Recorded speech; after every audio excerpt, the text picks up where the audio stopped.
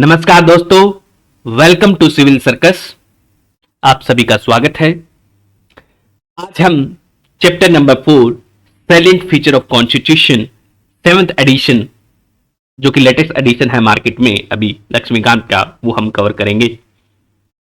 ठीक है, और ये आईएएस, पीसीएस और बाकी एग्जाम्स के लिए महत्वपूर्ण रहेंगे।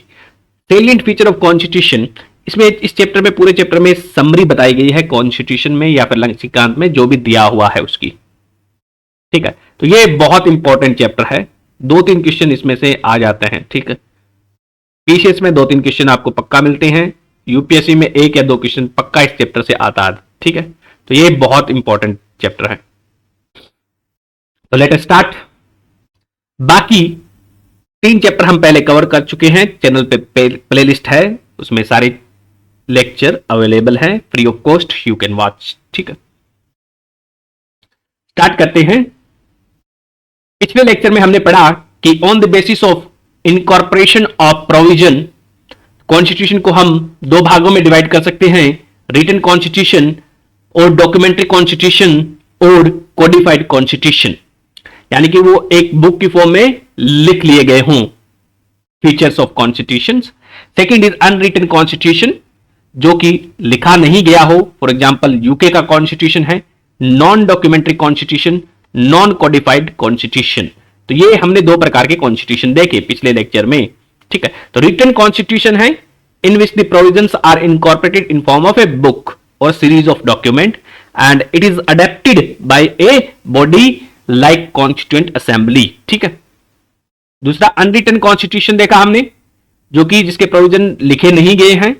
दे are found in form of convention, practice, principle, charter, statute and judicial decision में जिसके प्रोविजंस पाए जाते हैं। और यूके का कॉन्स्टिट्यूशन मोस्ट इंपॉर्टेंट इसका एग्जांपल है। रिटन के हमने देखे US, Canada, France, Japan, India का कॉन्स्टिट्यूशन रिटन कॉन्स्टिट्यूशन में है।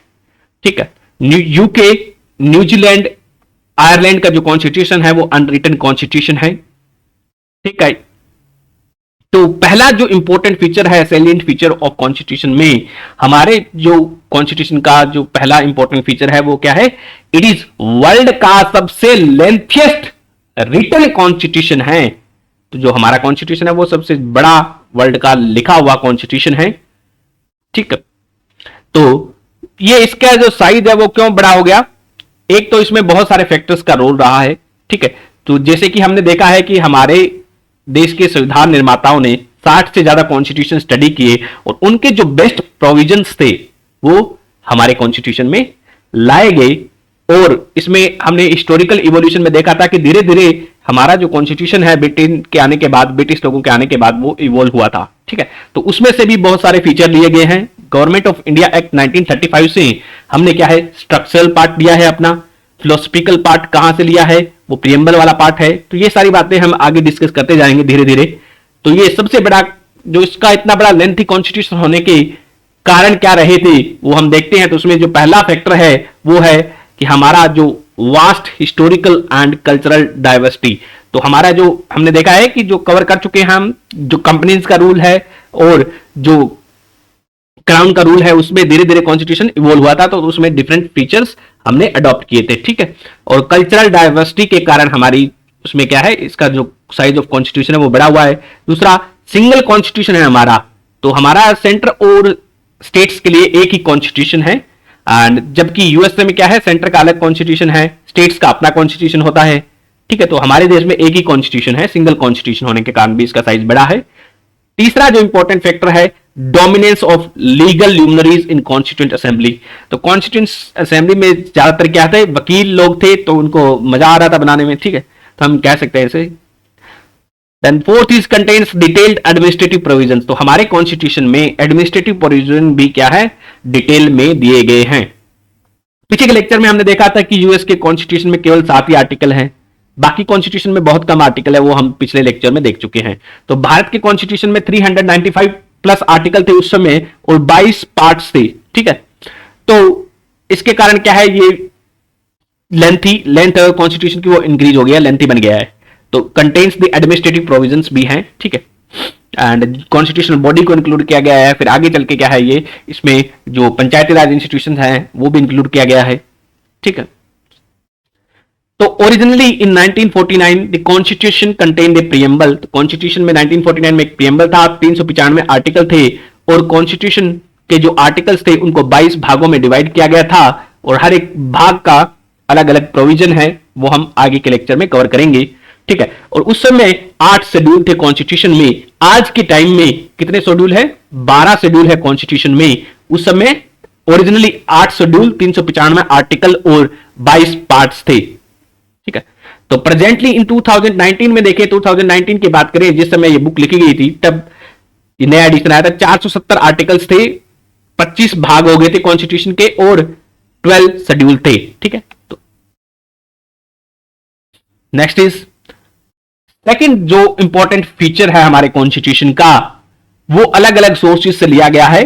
तो it is drawn from various sources, single source से नहीं लिया गया है, इसलिए इसमें डाइवर्सिटी पाई जाती है। इसलिए क्या है, ये काफी प्रोग्रेसिव कॉन्स्टिट्यूशन है, हमारा ऑर्गेनिक डॉक्यूमेंट है, ठीक है। तो it is drawn from various sources और जो स्ट्रक्चरल पार्ट है वो हमने लिया है गवर्नमेंट ऑफ इंडिया एक्ट 1935 से। तो इंपॉर्टेंट सोर्स है हमारा गवर्नमेंट ऑफ इंडिया एक्ट 1935, जहां से हमने ये कॉन्स्टिट्यूशन के कुछ फीचर्स लिए हैं। क्या क्या फीचर्स कौन से कॉन्स्टिट्यूशन से लिए हैं इसमें हम डिस्कस करेंगे। हमने गवर्नमेंट ऑफ इंडिया एक्ट से क्या फीचर लिए हैं, ब्रिटिश कॉन्स्टिट्यूशन से क्या फीचर लिए हैं, यूके के कॉन्स्टिट्यूशन से क्या फीचर लिए हैं, सारे कंट्रीज से क्या क्या फीचर लिए हैं जो इंपॉर्टेंट है, टेबल की फॉर्म में दिए हुए हैं, ये याद करना है, इट इज वेरी इंपॉर्टेंट, ठीक है। तो पीसीएस में इस टेबल से 2 क्वेश्चन या 1 क्वेश्चन पक्का आता है, ठीक है। तो गवर्नमेंट ऑफ इंडिया एक्ट 1935 से हमने क्या लिया है, फेडरल जो स्कीम है हमारी वो हमने कॉन्स्टिट्यूशन से ली है, यानी कि एक सेंटर सरकार होगी और दूसरी क्या है, स्टेट लेवल पे सरकार होगी। तो फेडरल स्कीम है वो यहां से हमने ली है।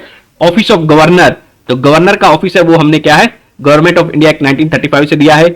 जुडिशरी का जो प्रोविजंस है वो यहां से लिए हैं।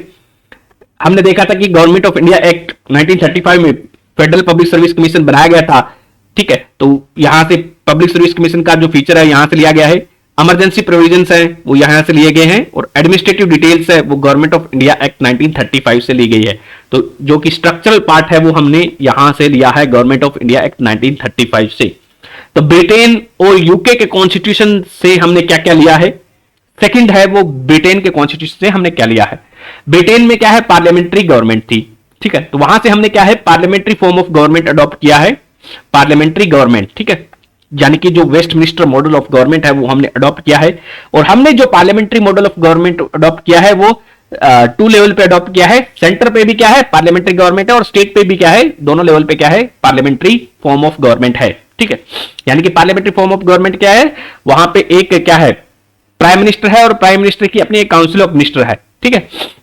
दूसरा है रूल ऑफ लॉ, तो ब्रिटेन से हमने क्या लिया है, रूल ऑफ लॉ लिया है। तीसरा हमने लेजिस्लेटिव प्रोसीजर लिया है, यानी कि जो कैसे नए नए कानून बनाने हैं लोकसभा में या फिर राज्यसभा में, वो हमने यहां से लिया है, ठीक है। तीसरा है जो सिंगल सिटीजनशिप है, वो सिंगल सिटीजनशिप का फीचर हमने ब्रिटिश कॉन्स्टिट्यूशन से लिया है। फोर्थ जो फीचर हमने लिया है ब्रिटिश कॉन्स्टिट्यूशन से वो कैबिनेट सिस्टम लिया है, ठीक है। तो यानी कि जो प्राइम मिनिस्टर होता है उसकी एक कैबिनेट होती है, चीफ मिनिस्टर होता है उसकी भी एक कैबिनेट होती है। तो कैबिनेट सिस्टम ऑफ गवर्नेंस है वो यहां से लिया है। और कैबिनेट वर्ड कॉन्स्टिट्यूशन में पहले यूज नहीं किया गया था, बाद में ऐड किया गया था इसको, ठीक है। देन प्रेरोगेटिव रिट्स है, रिट्स का जो रिट्स है वो भी हमने क्या है, ब्रिटिश कॉन्स्टिट्यूशन से ली है। पार्लियामेंट्री प्रिविलेजेस हमने क्या है, ब्रिटिश कॉन्स्टिट्यूशन से लिए हैं। और बाइकैमरलिज्म का फीचर है वो हमने ब्रिटिश कॉन्स्टिट्यूशन से लिया है। तो ये फीचर्स आपको याद रखने हैं कि ब्रिटिश के कॉन्स्टिट्यूशन से कौन से फीचर लिए गए हैं। नेक्स्ट इज यूएस के कॉन्स्टिट्यूशन से हमने कौन से फीचर उधार लिए हैं।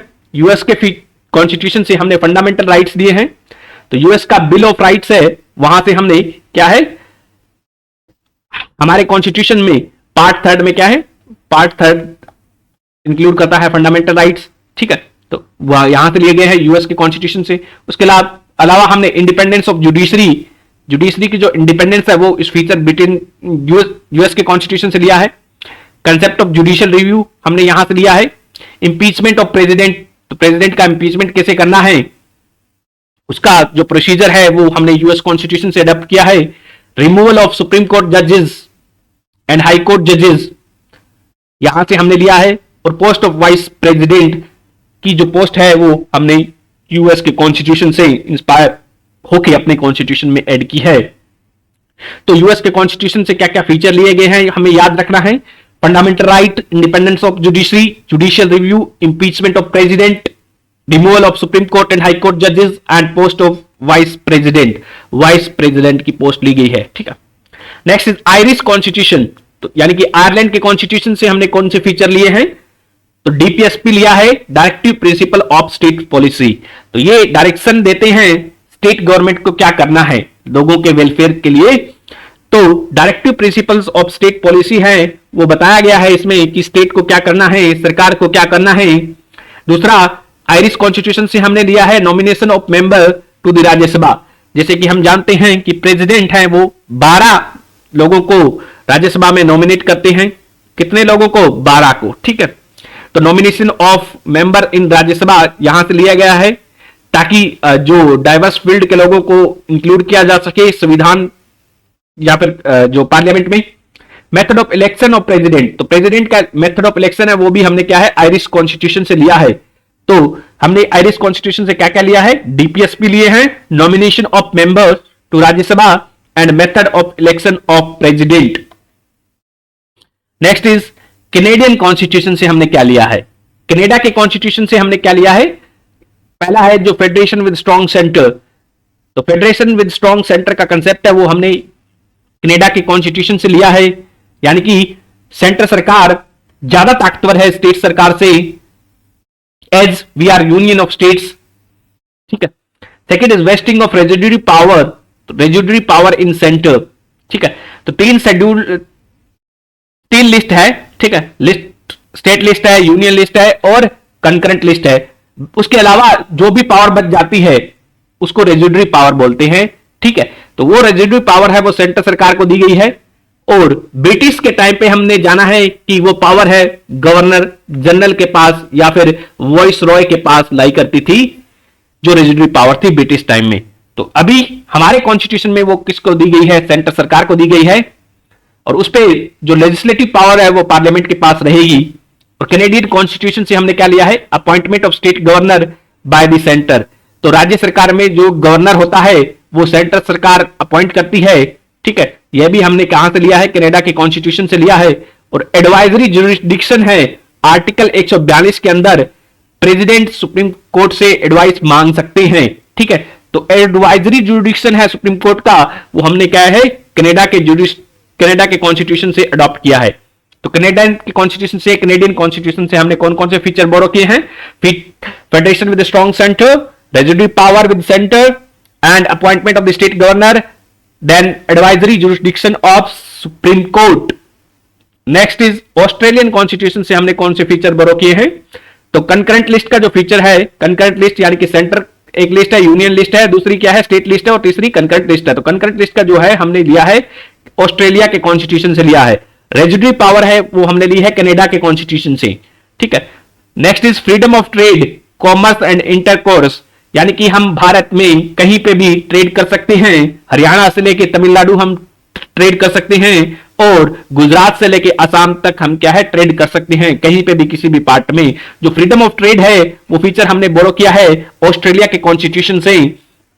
और joint sitting of the two houses of the parliament, तो पार्लियामेंट के 2 हाउसेज हैं, कौन कौन से, लोकसभा और राज्यसभा। उनमें क्या है, कई बार ज्वाइंट सिटिंग करनी पड़ती है, जब क्या है मतभेद हो जाए दोनों में, तब ज्वाइंट सिटिंग का जो प्रोविजन है वो हमने कहां से बोरो किया है, ऑस्ट्रेलियन कॉन्स्टिट्यूशन से।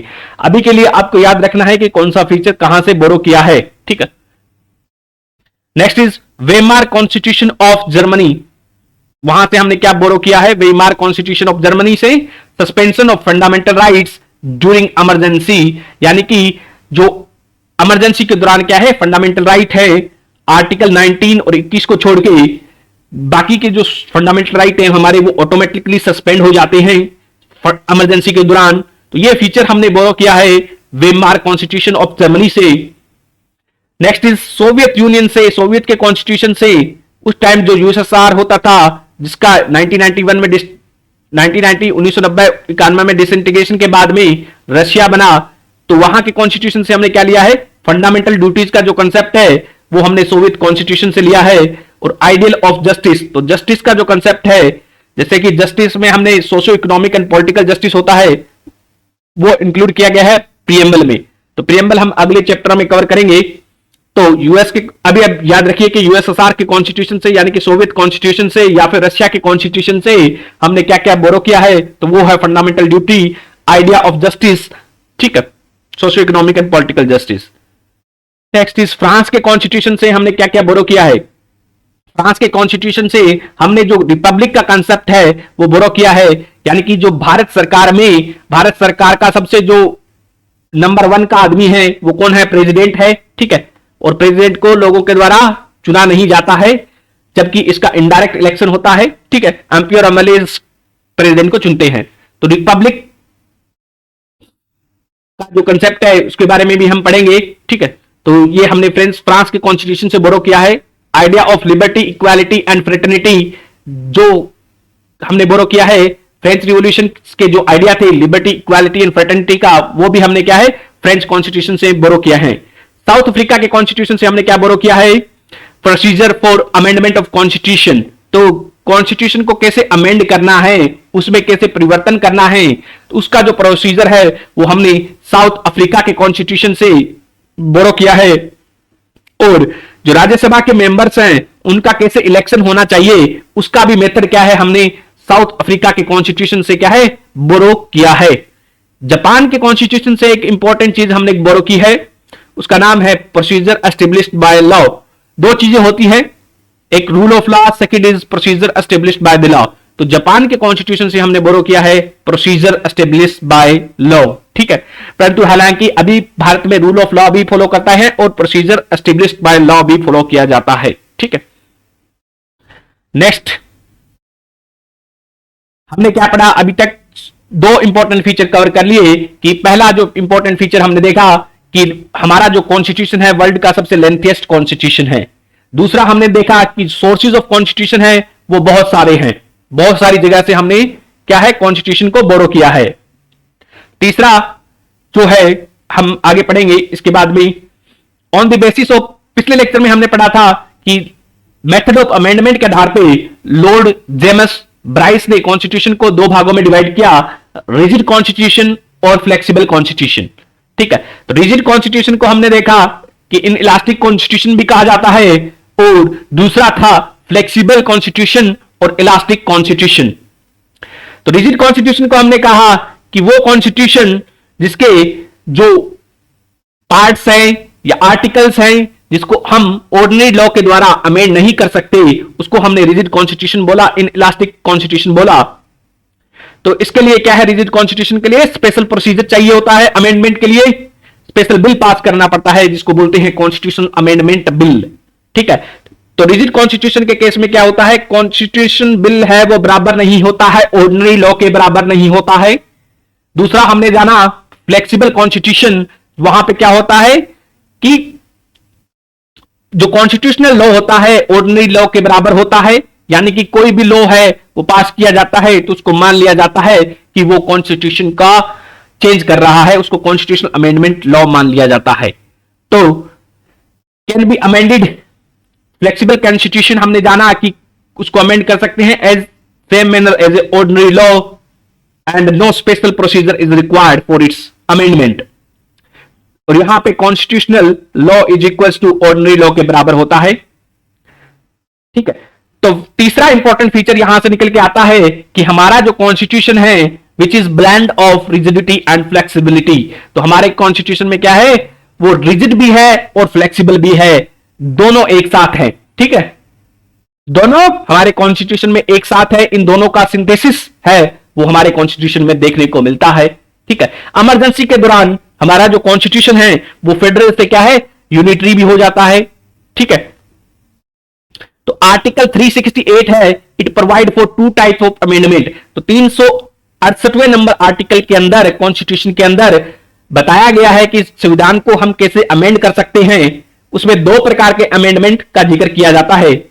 तो पहला जो है उसके लिए कुछ एक संविधान के ऐसे प्रोविजंस हैं जिनको अमेंड करने के लिए हमें स्पेशल मेजोरिटी की जरूरत पड़ती है, यानी कि स्पेशल मेजोरिटी की जरूरत पड़ती है पार्लियामेंट में, यानी कि 2/3 members of each house should be present and voting. तो यानी कि किसी भी सेशन में पार्लियामेंट के यदि मान लेते हैं लोकसभा में कुछ मेंबर्स हैं, 500 मेंबर्स हैं, और उसमें से 500 मेंबर्स हैं,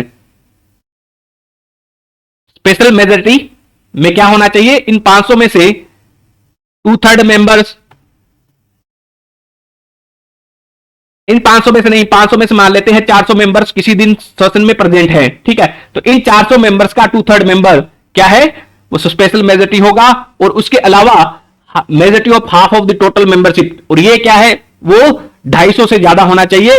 यानी कि जो टोटल मेंबरशिप है लोकसभा की मान लेते हैं कितनी है, 500 है, तो उसका हाफ ऑफ मेजोरिटी से ज्यादा यानी कि 250 से ज्यादा होना चाहिए। उसके अलावा उस दिन कितने प्रेजेंट है उसका 2/3 हमें लेना है, तो वो इसकी क्या है, स्पेशल मेजोरिटी को मीट करता है।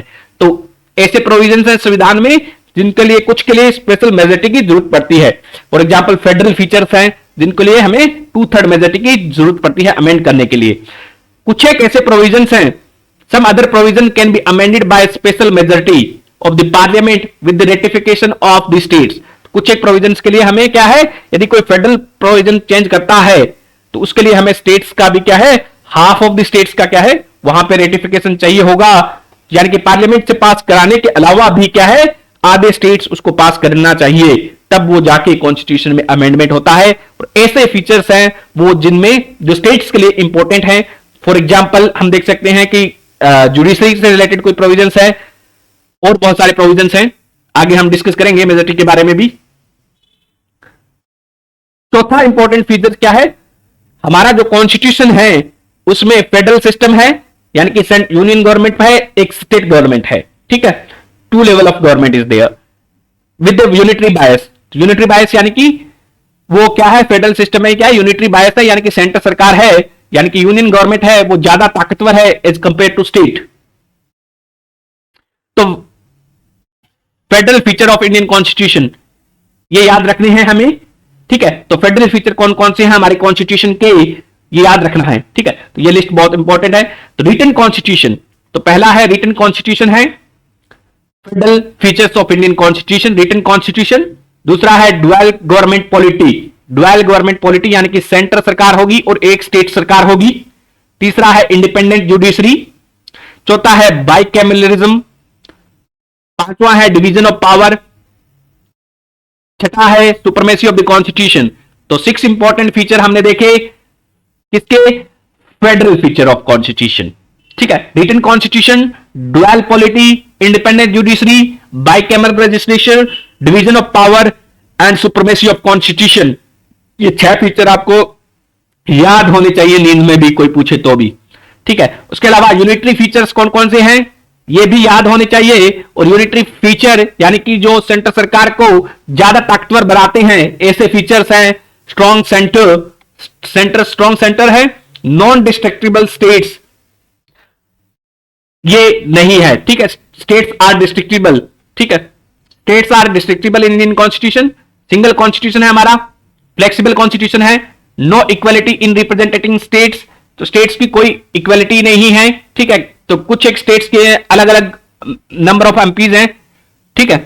गुजरात में कम है, यूपी में ज्यादा है, ठीक है। लोकसभा में रिप्रेजेंटेशन, इमरजेंसी प्रोविजंस हैं वो यूनिटरी प्रोविजंस बनाते हैं, सिंगल सिटीजनशिप है वो यूनिटरी है, इंटीग्रेटेड जुडिशरी है वो यूनिटरी फीचर है, election machinery, all India service, governor की अपॉइंटमेंट, इंटीग्रेटेड ऑडिट मशीनरी यानी कि सीएजी है, एक ही है, देन पार्लियामेंट अथॉरिटी और स्टेट लिस्ट एंड विटो और स्टेट लॉज, ठीक है। तो सम ऑफ द लॉज के ऊपर गवर्नर के पास विटो रहती है, तो नॉन डिस्ट्रक्टिबल नहीं है इंडिया के स्टेट में, ये गलत है, ठीक है। तो ये सारे यूनिटरी फीचर्स हमें याद रखने हैं, strong centre, single constitution, flexible constitution, non equality in states, emergency provision, single citizenship, integrated judiciary, all India service, integrated audit machinery, parliamentary authority over state list and veto over state laws, some of the state laws, ठीक है। ये unitary features हमें याद रखने हैं, federal feature भी याद रखने हैं। The term federation has nowhere is used in constitution, तो भारत के संविधान में क्या है, फेडरेशन शब्द का प्रयोग कहीं पे भी नहीं किया गया है। हमारे संविधान में क्या है, यूनियन ऑफ स्टेट्स का जो है वो प्रयोग किया गया है। आर्टिकल नंबर 1 बोलता है भारत क्या है, यूनियन ऑफ स्टेट्स है। ठीक है, तो article 1 on the other hand describe India as a union of states. तो यूनियन ऑफ स्टेट्स के दो मतलब होते हैं। ठीक है, तो यूनियन ऑफ स्टेट का क्या मतलब है? तो यूनियन ऑफ स्टेट का दो मतलब है। पहला कि इंडियन फेडरेशन, जो भारत का जो फेडरेशन है, which is not the result of agreement by the states, तो उसको क्या है, स्टेट्स के द्वारा मिलकर नहीं बनाया गया है। ठीक है, तो भारत में जो स्टेट्स का एग्जिस्टेंस है वो कॉन्स्टिट्यूशन पे निर्भर करता है। जबकि यूएस में क्या है, वहां पे क्या है, पहले 13 स्टेट्स हुआ करते थे, वो एक साथ आए, फिर उन्होंने क्या है, यूनाइटेड स्टेट्स ऑफ अमेरिका बनाया। भारत के केस में ऐसा नहीं है, पहले भारत बना है फिर स्टेट्स बने हैं। ठीक है, तो उनकी जो एग्जिस्टेंस है, यानी कि भारत सरकार चाहे, यानी कि जो पार्लियामेंट चाहे तो स्टेट्स को खत्म किया जा सकता है। ठीक है, जबकि यूएस के केस में ऐसा नहीं है। ठीक है, यूएसए के केस में वो नॉन डिस्ट्रिक्टेबल स्टेट्स है, स्टेट्स को डिस्ट्रैक्ट नहीं किया जा सकता। एंड यूनियन ऑफ स्टेट्स के हमने दो मीनिंग देखे। पहला क्या है, Indian federation is not the result of agreement by the states. Second is no state has right to secede from the federation. तो कोई भी स्टेट्स है वो अलग नहीं हो सकता, जो भारत के यूनियन से अलग नहीं हो सकता। तो यूनियन ऑफ स्टेट्स के दो मतलब हो गए। पहला कि ये not the agreement of bye the states, तो ये एग्रीमेंट का रिजल्ट नहीं है। दूसरा क्या है, no state has right to secede from the federation. तो किसी भी स्टेट्स को, मान लेते हैं कल को उठ के पंजाब कह दे कि मेरे को आजाद बनना है, ठीक है, तो खालिस्तान की मांग उसकी पूरी कर दी जाए, तो ऐसा नहीं हो सकता।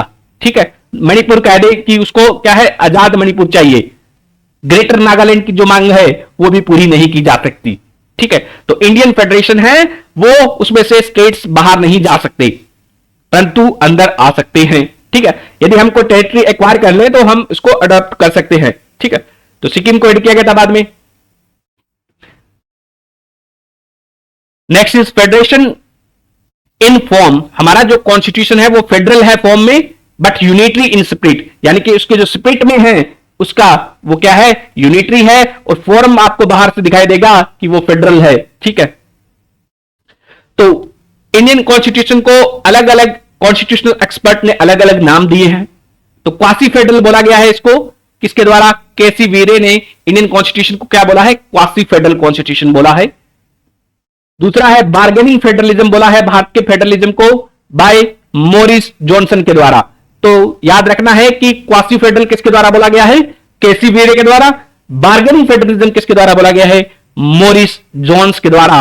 तो बार्गेन क्या करना चाहिए, हमेशा मोर करना चाहिए, इसलिए क्या है, बार्गेनिंग फेडरलिज्म एसोसिएटेड है विद मोरिस जॉन्स। तीसरा है कोऑपरेटिव फेडरलिज्म। कोऑपरेटिव फेडरलिज्म का जो कंसेप्ट है वो दिया गया है भारत के कॉन्स्टिट्यूशन को, बोला गया है कोऑपरेटिव फेडरलिज्म है भारत में ग्रेनविले ऑस्टिन के द्वारा। ठीक है, तो ये मैथ्स दी कोलम्बन टाइप क्वेश्चन में आ सकता है कि क्वासी फेडरल किसने बोला है, बार्गेनिंग फेडरलिज्म किसने बोला है, कोऑपरेटिव फेडरलिज्म किसने बोला है, तो ये याद रखना है। ठीक है, चौथा है फेडरेशन विद सेंट्रलाइजिंग टेंडेंसी, ये बोला है सर ईवर जॉनिंग्स के द्वारा। तो सर ईवर जॉनिंग्स या फिर जेनिंग्स ने बोला है कि हमारा जो फेडरेशन है वो क्या है, सेंट्रलाइजिंग टेंडेंसी है उसमें वो दिखाई देती है। तो ये टर्म्स हैं जो कॉन्स्टिट्यूशन के बारे में बोली गई है, ये याद रखनी है हमें। ठीक है, नेक्स्ट इज इंपॉर्टेंट, पांचवा इंपॉर्टेंट फीचर है वो कौन सा हो जाएगा, पार्लियामेंट्री फॉर्म ऑफ गवर्नमेंट। तो हमने अडॉप्ट की थी parliamentary form of government rather than presidential form of government. ठीक है, तो हमने जो पार्लियामेंट्री फॉर्म ऑफ गवर्नमेंट है वो यूके से अडॉप्ट की है, और यूके की जो पार्लियामेंट है उसको वेस्टमिनिस्टर भी कहा जाता है। ठीक है, तो वहां पे जो जिस लोकेशन में जो यूके की पार्लियामेंट लोकेटेड है वो वेस्टमिनिस्टर जगह है, उसको क्या है, वेस्टमिनिस्टर भी कहा जाता है।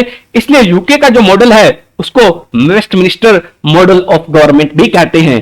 तो भारत का जो पार्लियामेंट्री फॉर्म ऑफ गवर्नमेंट है, इसलिए जिन जिन कंट्रीज में इसको अडॉप्ट किया गया है वहां पे भी आपको देखने को मिलेगा क्या, वेस्टमिनिस्टर मॉडल ऑफ गवर्नमेंट। ठीक है, तो ये जो है भारत का जो पार्लियामेंट्री फॉर्म ऑफ गवर्नमेंट है वो बेस्ड है on the system of cooperation and coordination. किस किस के बीच में कोऑपरेशन और कोऑर्डिनेशन होना चाहिए, यानी कि एग्जीक्यूटिव और लेजिस्लेटिव के बीच में जो कोऑपरेशन है और कोऑर्डिनेशन है वो अच्छा होना चाहिए, यानी कि प्राइम मिनिस्टर को संसद की बात माननी चाहिए और संसद को प्राइम मिनिस्टर की बात माननी चाहिए। ठीक है, तो ये जो हमारा बेस्ड है वो कोऑपरेशन एंड कोऑर्डिनेशन के सिस्टम पे बेस्ड है, पार्लियामेंट्री फॉर्म ऑफ गवर्नमेंट। ठीक है, नेक्स्ट इज पार्लियामेंट्री गवर्नमेंट के फीचर्स क्या क्या हैं भारत में, वो आपको याद रखने हैं। ठीक है, इससे पूछा गया है, बहुत बार क्वेश्चन पूछा गया है। ठीक है, यूपीएससी में भी पूछा गया है। तो पहला है the features of parliamentary government in India क्या क्या है। Presence of nominal and real executive. तो नॉमिनल एग्जीक्यूटिव कौन है भारत में? प्रेसिडेंट है, गवर्नर है, जिनके पास एक्चुअल पावर नहीं है। ठीक है, जिनको क्या है, हेड बनाया गया है, परंतु वो क्या है, नाम मात्र के हेड है। ठीक है, तो रियल पावर है वो किसके पास है? प्राइम मिनिस्टर के पास है, चीफ मिनिस्टर के पास है। तो भारत में दो तरह के एग्जीक्यूटिव हैं, nominal executive and real executive. ठीक है, second is majority party rule. तो जिस भी पार्टी के पास मेजॉरिटी है लोकसभा में या फिर स्टेट्स की अपनी लेजिस्लेटिव असेंबली में, वो पार्टी सरकार बनाती है। तो मेजॉरिटी पार्टी रूल, ठीक है, वो पार्लियामेंट्री गवर्नमेंट का फीचर है भारत में। ठीक है, तीसरा है collective responsibility of executive to the legislature. तो जो एग्जीक्यूटिव है यानी कि प्राइम मिनिस्टर और उसकी जो काउंसिल ऑफ मिनिस्टर है प्राइम मिनिस्टर की, वो कलेक्टिवली रिस्पॉन्सिबल है लोकसभा को। और इसी तरह से चीफ मिनिस्टर और चीफ मिनिस्टर की जो काउंसिल होगी वो रिस्पॉन्सिबल होगी स्टेट की लेजिस्लेटिव असेंबली को। तो यानी कि प्राइम मिनिस्टर रिजाइन कर देता है तो क्या है, पूरी की पूरी सरकार गिर जाती है, तो पूरी की पूरी कैबिनेट को रिजाइन करना पड़ता है। उसी तरह से चीफ मिनिस्टर रिजाइन करता है तो पूरी की पूरी कैबिनेट को रिजाइन करना पड़ता है। ठीक है, तो कलेक्टिवली वो रिस्पॉन्सिबल है। Fourth is D is membership of ministers in the legislature. तो लेजिस्लेचर का मेंबर होता है मिनिस्टर। ठीक है, तो प्राइम मिनिस्टर भी लेजिस्लेचर का मेंबर होता है। और जैसे कि प्राइम मिनिस्टर मोदी जी हैं, वो लोकसभा के मेंबर हैं। और इससे पहले मनमोहन सिंह जी थे, वो किसके मेंबर थे? राज्यसभा से आते थे। ठीक है, तो जो मिनिस्टर्स हैं वो क्या है, लेजिस्लेचर यानी कि लोकसभा या फिर राज्यसभा, दोनों में से किसी एक का मेंबर उनको होना जरूरी है। यदि नहीं होते हैं तो उनके मिनिस्टर बनने के बाद 6 महीने में उनको क्या है, वो लेजिस्लेचर की मेंबरशिप लेनी पड़ती है। ठीक है, next is leadership of prime minister और चीफ मिनिस्टर। तो लीडरशिप है वो काउंसिल ऑफ मिनिस्टर को कौन लीड करता है? वो प्राइम मिनिस्टर या फिर चीफ मिनिस्टर करते हैं। ठीक है, तो ये इंपॉर्टेंट फीचर हमने देखे हैं। और नेक्स्ट सातवां जो नेक्स्ट फीचर है वो dissolution of lower house. Parliamentary form of government में क्या है, हम लोकसभा डिजोल्व कर सकते हैं परंतु राज्यसभा कभी डिजोल्व नहीं होती है। राज्यसभा एक परमानेंट ऑर्गन है पार्लियामेंट का। तो हर 5 साल के बाद लोअर हाउस का डिसोल्यूशन होता है, यानी कि स्टेट असेंबली का होता है, और राज्यसभा का नहीं होता है, लोकसभा का डिसोल्यूशन होता है। ठीक है, तो ये जो फीचर्स है पार्लियामेंट्री फॉर्म ऑफ गवर्नमेंट के, ये याद रखने हैं कि presence of nominal and real executive है, मेजॉरिटी पार्टी रूल करती है, कलेक्टिव रिस्पॉन्सिबिलिटी है एग्जीक्यूटिव की लेजिस्लेचर को, और जो मेंबरशिप है मिनिस्टर की वो लेजिस्लेचर में होगी। ठीक है, leadership of prime minister and chief minister, and sixth is dissolution of lower house. These are the features of parliamentary form of government. Very, very important. Next is, even though the Indian parliamentary system, जो भारत का parliamentary system है, is based on the British pattern पे based है, परंतु यहां पे क्या है, कुछ एक फंडामेंटल डिफरेंसेस भी हैं। तो हमने पूरा का पूरा ब्रिटेन का मॉडल तो कॉपी नहीं किया है, तो हमारे देश के अनुसार हमारे देश के कॉन्स्टिट्यूशन मेकर्स ने कॉन्स्टिट्यूशन को अडॉप्ट किया था। ठीक है, तो इंडियन पार्लियामेंट है वो सॉवरेन बॉडी नहीं है लाइक द ब्रिटिश पार्लियामेंट। ठीक है, तो ब्रिटेन की जो पार्लियामेंट है वो कोई भी कानून बना सकती है, वो चाहे तो कोई भी कानून बना सकती है, परंतु भारत की जो पार्लियामेंट है वो कोई सारे कानून नहीं बना सकती है। वो केवल और यूनियन लिस्ट के जो कानून है वो बना सकती है, और जो रेजिडरी पावर के जो कानून है वो बना सकती है। ठीक है, और इंडियन पार्लियामेंट है वो सॉवरेन बॉडी नहीं है लाइक ए ब्रिटिश पार्लियामेंट। ठीक है, further the Indian states has an elected head. तो भारत का क्या है, राष्ट्रपति क्या है, वो चुना जाता है। ठीक है, आज दो लोगों के द्वारा नहीं चुना जाता है, उसका इनडायरेक्ट इलेक्शन होता है। ठीक है, जबकि ब्रिटेन का जो हेड है वो क्या है, वो एक राजा है, वो एक मोनार्क है, ठीक है, तो उसका बाप बाप का बेटा, ठीक है, तो वो एक हेरेडिटरी हेड है, ठीक है। तो यहां पे वो क्या है, पीढ़ी दर पीढ़ी उसी एक डायनेस्टी के पास उनका रूल है, ठीक है। तो British state is a monarch state, जबकि भारत है वो एक रिपब्लिक है। तो ये दो इंपॉर्टेंट हमने क्या देखे, क्या जो डिफरेंसेस देखे यूके के कॉन्स्टिट्यूशन के साथ, कि हमारी जो पार्लियामेंट है वो सोवर्जन नहीं है, दूसरा जो इलेक्टेड हेड है वो रिपब्लिक है, इंडिया एक रिपब्लिक है, ठीक है। नेक्स्ट जो छठा इंपॉर्टेंट फीचर देखेंगे, सैलिएंट फीचर ऑफ कॉन्स्टिट्यूशन है वो synthesis of parliamentary सोवर्जनिटी and judicial supremacy. तो ब्रिटेन की पार्लियामेंट हमने देखा कि कोई भी कानून बना सकती है, ठीक है, जबकि भारत की जो पार्लियामेंट है वो सारे कानून नहीं बना सकती है। उसमें अभी एक और चीज आ गई है, वो है बेसिक स्ट्रक्चर का जो डॉक्ट्राइन है, वो भी पार्लियामेंट को चेक करता है कि ये सब पे कानून नहीं बना सकती। दूसरा जो जुडिशियल रिव्यू का फीचर है वो भी भारत में एग्जिस्ट करता है, ठीक है। तो भारत का जो कॉन्स्टिट्यूशन है वो सिंथेसिस है किस किस का, पार्लियामेंट्री सोवर्निटी का और जुडिशियल सुप्रीमेसी का। ये आप देख सकते हैं इमेज किसकी, भारत की पार्लियामेंट की, बहुत पुरानी इमेज है, ठीक है। नेक्स्ट इज पार्लियामेंट्री सोवर्निटी क्या होती है, ये हम देखेंगे। तो parliamentary sovereignty is a principle in UK constitution, UK के कॉन्स्टिट्यूशन से लिया गया है। It makes the parliament the supreme legal authority in UK which can create और एंड एनी लॉ, जो कोई भी कानून बना सकती है और उसको खत्म कर सकती है। Generally the courts can not overrule it's legislation, यानी कि जो ब्रिटेन के पार्लियामेंट ने जो कानून बनाया है वो वोइड डिक्लेयर नहीं किया जा सकता ब्रिटेन की पार्लियामेंट के द्वारा, ठीक है। Can not overrule the legislation and no parliament can pass the law that future parliament can not change. और ब्रिटेन के पार्लियामेंट ऐसा कोई कानून नहीं बना सकती जो कि आने वाली नेक्स्ट जनरेशन की पार्लियामेंट है वो उसको बदल ना पाए, ठीक है। तो वेरी वेरी ऑर्गेनिक है, ठीक है। तो parliamentary sovereignty is most important part of UK constitution. तो पार्लियामेंट्री सोवर्निटी हमने देख लिया है कि वो ओवररूल नहीं कर सकती है, पार्लियामेंट के द्वारा कोई भी कानून बन गया तो उसको कोर्ट्स। तो एडवांटेज क्या है इस बात के कि पार्लियामेंट को क्या सारी की सारी पावर पार्लियामेंट के पास होनी चाहिए, क्या पार्लियामेंट पूरा ही कॉन्स्टिट्यूशन बदल दे? ब्रिटेन की पार्लियामेंट तो कर सकती है, वहां का तो कॉन्स्टिट्यूशन अनरिटन कॉन्स्टिट्यूशन है, रिटन है ही नहीं। तो एडवांटेज क्या है इस पार्लियामेंट्री सोवर्निटी के? इसके कुछ एडवांटेज हैं। Ability of the parliament to create the law that reflect the will of the people. तो पार्लियामेंट में कौन लोग बैठते हैं? एमपी और एमएलए बैठते हैं, जो चुन के आते हैं। वो किसके द्वारा चुनते हैं? जनता के द्वारा। तो वो क्या है? रिप्रेजेंट करती है parliament will of the people, ठीक है। तो ये विल ऑफ द पीपल लोगों की इच्छा के अनुसार, जो जरूरत के अनुसार कानून बना सकती है पार्लियामेंट, ठीक है। इसका एक एडवांटेज ही है। दूसरा है the flexibility to respond quickly to changes in the society. तो पार्लियामेंट यदि कोई भी कानून बना पाए तो वो जो नीड है सोसाइटी में चेंज है उसको एड्रेस कर सकती है। फॉर एग्जाम्पल अभी जो डिजिटल सोसाइटी आ रही है तो उसमें बहुत सारे कानून बन रहे हैं, ठीक है। Third is simplicity of having a clear legal hierarchy with parliament at the top. तो इससे लीगल हायरार्की यानी कि जो कानून बनाने वाली हायरार्की होगी उसमें इसमें पार्लियामेंट टॉप पे रखी गई है, क्योंकि ये विल ऑफ द पीपल है, लोगों के द्वारा चुनी गई सरकार है। और हम जानते हैं कि भारत का जो कॉन्स्टिट्यूशन है वो अपनी पावर है वो we the people of India उनसे ड्राइव करता है, ठीक है।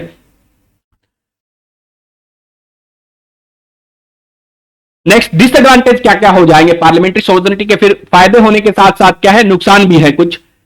The potential of abuse of power by the legislature, यानी कि जो लेजिस्लेचर है, पार्लियामेंट है, उसको अब्यूज भी कर सकती है पावर को, ठीक है। तो मान लेते हैं किसी एक पार्टी का रूल आ जाता है तो उसको अब्यूज कर सकती है ना। इमरजेंसी को अब्यूज फॉर्म में किया गया था इमरजेंसी के दौरान। Second is lake of judicial review, यहां पे जुडिशियल रिव्यू नहीं होगा, यानी कि जुडिशरी जो भी पार्लियामेंट कानून बनाती है उनको चेक करती है, उनकी कॉन्स्टिट्यूशनल वैलिडिटी को चेक करती है। तो ब्रिटिश पार्लियामेंट्री सोवर्निटी के केस में जुडिशियल रिव्यू तो होता नहीं है, ठीक है। तो जुडिशरी केवल और केवल क्या है कि यह देखती है कि जो कानून है वो उसका फॉलो कर रहा है या नहीं, ठीक है। तो lack of judicial review to ensure that laws are inconsistent with the constitution और ह्यूमन राइट स्टैंडर्ड, यानी कि वो ह्यूमन राइट्स को मीट करते हैं या नहीं, वो इसका क्या है डिसएडवांटेज हो जाएगा। Second is potential for laws to be inconsistent with the different part of the countries, तो जो लॉ बनाए गए हैं वो क्या है, हो सकता है कि इनकंसिस्टेंट हो डिफरेंट पार्ट्स में कंट्री के, as there is no overarching legal framework, कोई लीगल फ्रेमवर्क तो नहीं है, बेसिक रूल्स नहीं है जिनको हमें फॉलो करना है, basic structure. Next principle of judicial supremacy, तो जुडिशियल सुप्रीमेसी का प्रिंसिपल क्या है, ठीक है। तो under the principle of judicial supremacy the judiciary has power to interpret the constitution and law of the country. तो जुडिशियल सुप्रीमेसी में क्या होता है कि जुडिशरी है वो संविधान को इंटरप्रेट करती है, लॉज बनाए जाते हैं पार्लियामेंट के द्वारा, उनको इंटरप्रेट करती है और ये चेक करती है कि जो भी कानून बनाया गया है, जो भी लॉ बनाया गया है वो संविधान के अनुसार है, वो लीगल है या नहीं, ठीक है। एंड इट्स इंटरप्रिटेशंस, जो जुडिशरी इंटरप्रेट करती है वो बाइंडिंग होते हैं on all the other branches of the government. For example Bharat के केस में जो जुडिशियल अपॉइंटमेंट का जो केस है वो क्या है, जुडिशियल सुप्रीमेसी का एक बेहतरीन एग्जांपल है। दिस मीन्स दैट इफ जजेस डिटरमाइन दैट ए लॉ और action is unconstitutional it can strike down. तो ये जो प्रिंसिपल है, प्रिंसिपल ऑफ जुडिशियल सुप्रीमेसी, ये यूएसए में फॉलो किया जाता है और ब्रिटिश का जो कंसेप्ट है पार्लियामेंट्री सोवर्निटी का, उसी तरह से यूएस में क्या है, प्रिंसिपल ऑफ जुडिशियल सुप्रीमेसी है, यानी कि जुडिशरी कॉन्स्टिट्यूशन को चेक करती है, जो लॉ बनाए जाते हैं पार्लियामेंट के द्वारा उनको, ठीक है। This means that if just determine the law और एक्शन इज अनकॉन्स्टिट्यूशनल, तो उसको क्या है, कोई भी कानून बनाया जाता है तो उसको स्ट्रक डाउन किया जा सकता है। फॉर एग्जांपल भारत में एनजेएससी एक्ट पास किया गया था और उसके बाद में नेशनल जुडिशियल अपॉइंटमेंट कमीशन का जो एक्ट था उसको खारिज कर दिया गया था सुप्रीम कोर्ट के द्वारा, ठीक है, तो स्ट्रक डाउन कर दिया जाता है। तो भारत में दोनों ही देखने को मिलती है। तो US court is widely considered to be the most powerful and influential court in the world. तो यूएस की जो सुप्रीम कोर्ट है वो दुनिया की सबसे ताकतवर सुप्रीम कोर्ट मानी जाती है, due to its extensive power guaranteed to it by the US constitution. तो यूएस कॉन्स्टिट्यूशन के द्वारा इसको क्या है, जुडिशियल रिव्यू की पावर दी गई है। Other countries that follow the judicial supremacy का जो प्रिंसिपल फॉलो करते हैं वो है Canada and South Africa, Bharat में भी फॉलो किया जाता है। तो एडवांटेज क्या है जुडिशरी को सुप्रीमेसी देने के, ठीक है। तो protection of individual rights and freedom, तो इंडिविजुअल राइट्स का जो हनन होता है तो इंडिविजुअल्स क्या है, सुप्रीम कोर्ट में जा सकते हैं, ठीक है। तो भारत में हम आर्टिकल 32 के अंदर क्या है, सुप्रीम कोर्ट के पास जा सकते हैं। Second is ensuring that government is accountable to the constitution, तो गवर्नमेंट है वो कॉन्स्टिट्यूशन के अनुसार चले, वो डिटरमाइन करती है जुडिशियल सुप्रीमेसी। तीसरा है providing a check on the power of other branches, तो ये एक करती है, चेक करती है पावर को, रोकती है अब्यूज ऑफ पावर को, ठीक है। तो ये फायदे थे जुडिशियल सुप्रीमेसी के। डिसएडवांटेज क्या है जुडिशियल सुप्रीमेसी के, तो जजेस हैं वो इलेक्ट नहीं किए जाते हैं, तो वो विल ऑफ पीपल है वो डिफ्लेक्ट नहीं करते हैं। तो अनइलेक्टेड जजेस होते हैं may have political decisions that go beyond their legal authority, ठीक है। तो एक तो क्या है, कुछ एक जज किसी पॉलिटिकल पार्टी को फेवर कर सकते हैं, ये भी हो सकता है। दूसरा है अनइलेक्टेड होते हैं वो, उनकी तैयारी नहीं होती है। Second is potential for imbalance in the separation of power, separation of power में भी क्या है, इम्बैलेंस हो जाएगा यदि जुडिशरी ज्यादा ताकतवर बन जाए पार्लियामेंट से। तीसरा है judicial supremacy may interfere with the democratic process by allowing the unelected judge to strike down the laws which is made by the parliament, यानी कि पार्लियामेंट लोगों की विल के द्वारा जो भी कानून बनाती है वो यदि जुडिशरी स्ट्रक डाउन कर दे, यानी कि अनइलेक्टेड जजेस है वो स्ट्रक डाउन कर दे, तो ये लोगों की विल के खिलाफ जाएगा, against the will of the people, तो अगेंस्ट द डेमोक्रेसी हम कह सकते हैं। Therefore, the framers of Indian Constitution has preferred a proper synthesis between the British principle of parliamentary sovereignty and American principle of judicial supremacy. तो इन्हीं दोनों के फायदे और नुकसान को देखते हुए भारत ने दोनों का क्या है मिक्स मॉडल अडॉप्ट किया, प्रॉपर सिंथेसिस अडॉप्ट किया दोनों का, British principle of parliamentary sovereignty and American principle of judicial supremacy का। तो supreme court on the one hand, Bharat की जो सुप्रीम कोर्ट है वो can declare the parliamentary law as unconstitutional, declare कर सकती है। फॉर एग्जांपल हमने देखा नेशनल जुडिशियल अपॉइंटमेंट कमीशन को अनकॉन्स्टिट्यूशनल डिक्लेयर किया गया था through its power of judicial review, यानी कि जो जुडिशियल रिव्यू की पावर का यूज करते हुए सुप्रीम कोर्ट क्या है स्ट्रक डाउन कर सकती है, लॉज को वॉइड डिक्लेयर कर सकती है। दूसरा है parliament on the other hand, parliament है वो can amend the major portion of the constitution को अमेंड कर सकती है थ्रू इट्स कॉन्स्टिट्यूशन पावर, यानी कि मेजर पोर्शन को ये पार्लियामेंट है भारत की वो अमेंड कर सकती है। ठीक है, कुछ एक बेसिक जो फीचर्स है उनको छोड़ के। Next is integrated and independent judiciary. सातवां जो इंपॉर्टेंट फीचर है हमारे संविधान का वो है इंटीग्रेटेड एंड इंडिपेंडेंट जुडिशरी। तो भारत के अंदर क्या है, सुप्रीम कोर्ट सबसे बड़ी कोर्ट है, सुप्रीम कोर्ट के नीचे हाई कोर्ट है, हाई कोर्ट के नीचे डिस्ट्रिक्ट कोर्ट है, और डिस्ट्रिक्ट कोर्ट के नीचे क्या है बहुत सारी लोअर कोर्ट्स हैं। ठीक है, तो सबसे एक ही भारत में क्या है सुप्रीम कोर्ट है और बहुत सारी हाई कोर्ट्स है और बहुत सारी डिस्ट्रिक्ट कोर्ट्स है। तो ये तीनों मिलके क्या है भारत का जो कॉन्स्टिट्यूशन है या फिर जो भी सारे लॉज हैं वो सारे जुडिशरी यही देखती है। ठीक है, तो लोअर जुडिशरी से कोई भी अपील है वो हाई कोर्ट के पास लाई करती है और हाई कोर्ट से जो अपील है वो सुप्रीम कोर्ट के पास लाई करती है। तो ये यानी कि एक इंटीग्रेटेड क्या है जुडिशरी है भारत में। ठीक है, जबकि यूएस के केस में क्या है कि यूएस में एक तो फेडरल सुप्रीम कोर्ट है, यानी कि एक यूनाइटेड स्टेट्स ऑफ अमेरिका की कोर्ट है, और दूसरी है बाकी हर एक स्टेट्स की अपनी सुप्रीम कोर्ट्स हैं। तो यूरोप में यूएसए में क्या है बहुत सारी सुप्रीम कोर्ट्स हैं, एक तो राज्य की अपनी सुप्रीम कोर्ट है। ठीक है, यूएस में 50 स्टेट्स है तो 50 उनकी अपनी सुप्रीम कोर्ट है, और भारत में एक ही सुप्रीम कोर्ट है। ठीक है, और एक उसमें क्या है फेडरल कोर्ट है यूएसए में। ठीक है, तो 51 टोटल सुप्रीम कोर्ट हो जाएगी यूएसए में। ठीक है, तो फेडरल कोर्ट है यूएसए में, दूसरा है टिपिकल स्टेट कोर्ट।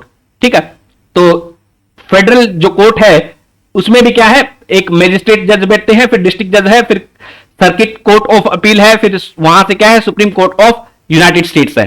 तो फेडरल कोर्ट है यूएसए की वो क्या है जो फेडरल लॉज हैं वो एनफोर्स कराती है। जो स्टेट्स के लॉ हैं भारत में नहीं, यूएसए में जो स्टेट्स के लॉ हैं वो स्टेट की सुप्रीम कोर्ट के पास जाते हैं। तो स्टेट्स में भी क्या है पुलिस कोर्ट होती है, पुलिस हर एक स्टेट की अपनी, फॉर एग्जांपल न्यूयॉर्क या फिर वाशिंगटन की अपनी क्या है फेडरल कोर्ट होगी, फिर ट्रायल कोर्ट होगी, फिर उससे कोर्ट ऑफ अपील, फिर supreme court of that states. ठीक है, तो ये अपनी उसकी हायरार्की है स्टेट की, और ये एक फेडरल कोर्ट की हायरार्की है। ठीक है, तो फेडरल कोर्ट है वो फेडरल लॉ को देखती है।